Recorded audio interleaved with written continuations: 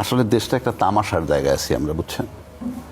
স্রেফ তামাশা ছাড়া আপনি যদি রাষ্ট্র গঠন করতে চান, সবাই একমত হবেন না কেন? কি দ্বিমতটা হওয়ার কারণটা কি? আপনি জুলাই অভ্যুত্থান হয়েছে বলে আজকে নির্বাচন হয়েছে। জুলাই অভ্যুত্থান না হলে তো 2029 সালে নির্বাচন হইতো। এটা তো মাথায় রাখতে হবে। This is the reality. এখন জুলাই অভ্যুত্থান কে করছে? এখন প্রেসিডেন্টের সাক্ষাৎকার এস্টাবলিশ করে দিয়েছে জুলাই অভ্যুত্থান শুধুই ছাত্ররা করছে। কারণ প্রেসিডেন্ট কি বলছে সাক্ষাৎকারে? কি বলছে? যে বিএনপি আমাকে সহযোগিতা করছে। মানে তা না সে ক্ষমতা থাকতে পারতো না। তার সাথে 3 বাহিনী তাকে সহযোগিতা করছে, পরিষ্কার করছে। তো সে তো মনে করছে যে একটা বাহবা নিল, সুন্দর কথা বলে। আসলে এখন সে বিএনপির পক্ষপাতিত্ব চাচ্ছে। তার স্বপ্ন, লোভ আছে এখনো। সে বলছে অলরেডি, আমাকে যদি বিএনপি বলে আমি থাকবো। এবং তিনি বেশ ফুরফুরা মেজাজে আছেন। এবং সে বলছে তাহলে বিএনপি যখনই তাকে শেল্টার দিছে, তার মানে তাকে তো ছাত্ররা তাকে সরাইতে চাইছে। তখন বিএনপি চাওয়া মানে বিএনপি জুলাই অভ্যুত্থানে নাই, সেটা সে এস্টাবলিশ করছে। তার এই ইন্টারভিউতে বিএনপির যে কত বড় ক্ষতি করছে সেটা বিএনপি ওই মুহূর্তে বুঝে নাই, রাষ্ট্রপতিও বোধহয় বুঝেন নাই, কিংবা জুলাইটাকে স্বীকৃতি দেবে না, তাতে ঐক্যমত্য তারা আছে। তা না হলে জুলাই না হলে আপনি নির্বাচন পাবেন না, নাম্বার 1। নাম্বার 2, সংবিধানের কোন সংবিধানে নির্বাচন করছেন 2026-এর ফেব্রুয়ারিতে? 2026-এর ফেব্রুয়ারিতে নির্বাচন কোথায়? আজিজ ভাই যেমন বললো সর্বোচ্চ আপনি 180 দিন নেবেন। তাতে কি হয়? 8ই আগস্ট থেকে যদি ধরেন, 8ই আগস্ট 2024 থেকে যদি ধরেন, তারপরে 180 দিন যদি আপনি ধরেন, তাতে 7ই ফেব্রুয়ারি 2025 পর্যন্ত হয়। আমি তো সে জায়গাটাই আসতেছি। আপনি সংবিধানই যদি ধরেন, তাতে আসে 7ই ফেব্রুয়ারি 2025। কিন্তু 12ই ফেব্রুয়ারি 2026 কি তামাশা? যে আপনি মানে আমরা যখন মন চায় তখন করবেন? সংবিধান কি এটা পারমিট করে? যখন মন চায় তখন তো করে না। আপনি সংবিধানে নাই, ফ্রম ডে 1 আমি বলে আসতেছি, তা আপনার সংবিধানে নাই। আর যদি আপনার সংবিধানে থাকেনি, আমি রাষ্ট্রপতিকে বলবো আপনি তো মারাত্মকভাবে সংবিধান ভায়োলেট করতেছেন। রাষ্ট্রপতি বলছেন ওই ইন্টারভিউতে যে আমি জীবন দিয়ে সংবিধানের ধারাবাহিকতা রক্ষা করব। এইটা তার প্রতিজ্ঞা ছিল। উনি জীবন দিলেন কোথায়? উনি যে 4-এর কয়ের যে ধারাটা ফলো করেন নাই, সেখানে কি আছে? এটা বলবে যে আমরা আওয়ামী লীগের। আপনি সংবিধানের দয় কেন দেন? ওখানে বলা আছে সব জায়গায় বঙ্গবন্ধুর ছবি হ্যাঙ্গিং থাকবে। মানে সমস্ত অফিস, আদালত, বিদেশি দূতাবাস ইত্যাদি। সংবিধান 4-এর কতে আপনি তো আপনার রাষ্ট্রপতি তো সেটা ভায়োলেট করছেন।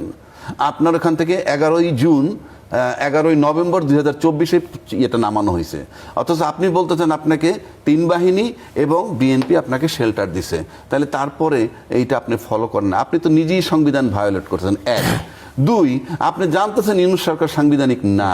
You are supported by BNP and army. তো আপনি ওত দিলেন কেন? আপনি তো জানেন সে সাংবিধানিক না। আচ্ছা, তারপরে ইউনূস সরকার অবৈধ, অসাংবিধানিক, তার অধীনে নির্বাচন নিয়ে যারা আজকে বসলেন তার বৈধতা থাকে কিনা? যদি আপনি ওইটার বৈধতা না দেন, আপনি সে নির্বাচনের পার্টটা বৈধ হয়ে গেল আর সব অবৈধ হয়ে গেল। উনি যে নির্বাচনটা দিলেন এই টাইমটা, এইটা বৈধ হয়ে গেল আর সব অবৈধ হয়ে গেল। এটা তো সহজ না রে ভাই। আমি বারবার বলি, এটা রাষ্ট্র, দেশ ওই জায়গায় নাই। আপনারা যদি মনে করেন যে ওখানে বসে এখানে সব ঠিক করে ফেলবেন, বাংলাদেশে শেখ হাসিনার চেয়ে প্রশাসনকে সর্বোচ্চ লেভেলে ব্যবহার করতে কেউ পারেনি। হাইয়েস্ট লেভেলে ব্যবহার করছে সে। বাংলাদেশে এ পর্যন্ত যারা এখন, তার 30 ভাগের 1 ভাগও ক্ষমতার দাপট দেখাইতে পারবেন বলে এই প্রশাসন দিয়ে আমার কাছে মনে হয়। সেটা কি পজিটিভলি বললেন না নেগেটিভলি? আপনি নেগেটিভলি, আমি বলছি হাসিনারটা নেগেটিভলি বলছি, জোর করছে। কিন্তু আজকে যদি আমরা এই যে কথাগুলো আনতেছি, এগুলো যদি নিয়ে আসি, আমি তো তাইলে আমাকে নেগেটিভ হইতে হবে। এত বিতর্কের পরে যদি আপনি থাকেন, তাহলে তো আপনি নেগেটিভ। এই যে বললাম 6 জন অ্যাডমিনিস্ট্রেটর নিয়োগ দিচ্ছেন, গণতান্ত্রিক সরকার, আপনি নির্বাচনে বিশ্বাসী, আপনি দলীয় লোককে কিভাবে নিয়োগ দিয়ে দেন? তাহলে আপনি নির্বাচনে বিশ্বাসী না, কিংবা আতঙ্কিত নির্বাচনের ফলাফল নিয়ে। 3 নম্বর যদি আসে, নির্বাচন কমিশন যেটা করলো, প্রবলেম একটা ক্রিয়েট করে দিল। উনি তো ডাউট তৈরি করে দিলেন, পুরো নির্বাচন প্রক্রিয়া নিয়ে ডাউট হবে এখন।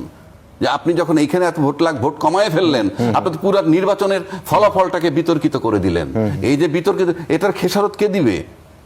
আমি আবারও বলছি, রাষ্ট্র, এটা তামাশা না। মস্করা করতে বসছেন আপনারা। নির্বাচন কমিশন তড়িঘড়ি করে আপনারা নির্বাচনের ফলাফল দিয়ে দিলেন, 10,74,000 বাকি হয়ে গেল। এটা কি তামাশা? কি গুনছেন আপনি? 10 লাখ ভুল হয়েছে, এত প্রশাসন, এত কিছু, সুতরাং এটা তামাশা না, পুরা প্রক্রিয়া। এই যে মিথ্যা হইলে কি হয় জানেন, আমরা বারবার বলছি সিম্পল বৈধতা দিলে হইতো কি, ওই যে জুলাই ঘোষণাপত্র বানাইছিল এত বড় বড় রাজনীতিবিদ, ওইখানে যদি ঘোষণা করে দিত যে এই সরকারকে অন্তর্বর্তী সরকার হিসেবে ঘোষণা করা হইলো এবং তার মেয়াদ 8ই আগস্ট 2024 থেকে 30 জুন 2026 পর্যন্ত দেওয়া হইল এবং এর ভিতরে উনি একটা নির্বাচন করবেন এবং নির্বাচনে হ্যান্ড ওভার করবেন, এই জুলাই ঘোষণাপত্র যদি থাকতো তাতেও তারা বৈধতা পান। 3 নম্বর, এখন যদি গণভোটের আলোকে আপনি সংবিধান সংস্কার না করেন, আপনি সংবিধানে ঢুকতে পারবেন কিভাবে? গায়ের জোরে, নিয়মতান্ত্রিক ভাবে না। আমি আবারও বলছি 142 অনুচ্ছেদে আছে কি 2/3 হইলে আপনি সংবিধানের সংশোধন করতে পারবেন, যেভাবে খুশি সেভাবে বলা আছে। আবার 7-এর খতে বলা আছে, 7-এর খতে বলা আছে এই যে 142-এ যা কিছু বলা থাকুক না কেন,